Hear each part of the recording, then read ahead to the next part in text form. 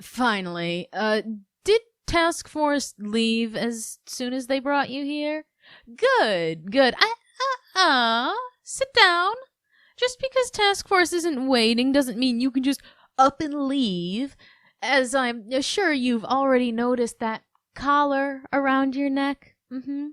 I'm very willing to do this the hard way, since I would like to avoid interference from any other personnel for this, well, we'll call it an experiment, for record's sake. You see, that collar you're wearing is SCP-10-3, one of the 6 collars of control, and this beauty took me a very long time to be able to rent out, given my track record.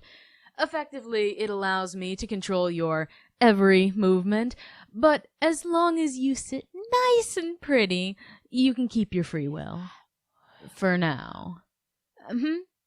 Oh, you're wondering why I'm using one of these all of a sudden. Well, for one, this experiment will be between just the 2 of us, and I don't need you trying to run off or fight.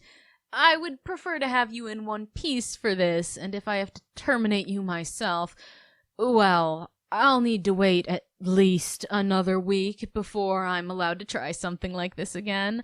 Not to mention the paperwork I'd need to fill out to receive approval to use SCP-158.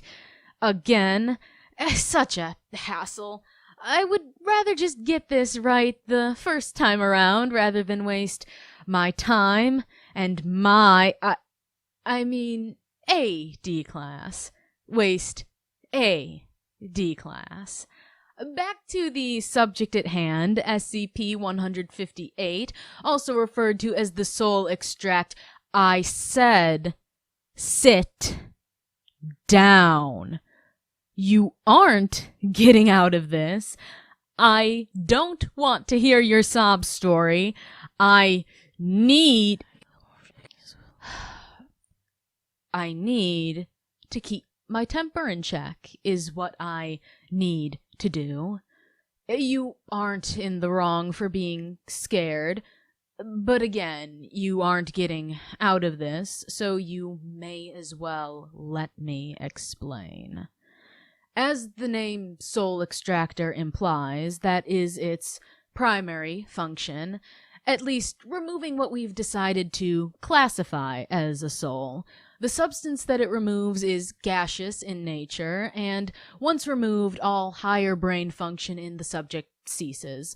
Removed souls all have some varying properties, but in regards to what they have in common, each soul seems to hold an indefinite source of energy, albeit with an on average very low output, making them an ineffective fuel source. SCP-158 itself is a machine resembling a large mechanical arm with a tridactyl claw at the end.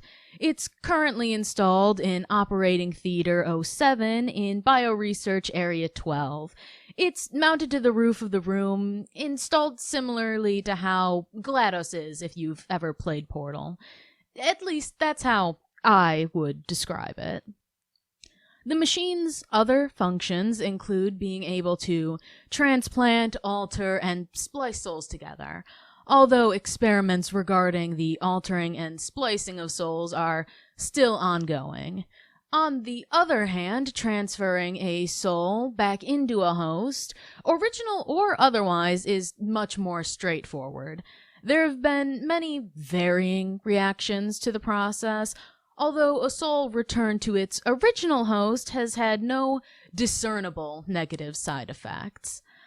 The ability to transfuse souls into different subjects than their host has also raised the question of if this method would allow the recreation or similar results to certain SCPs, say if a piece of technology was infused with a soul. You will not be so lucky. You aren't going to receive a fate where you are placed in a different body or housed by some mechanical implement. No. What happens to you will be kept between me and Dr. Redacted. But I can tell you for certain that your soul will not be returning to your body, or a new host of any kind. Make peace with whatever you believe in, and then I will be taking you to Operating Theater 7. I am sorry, but not sorry enough.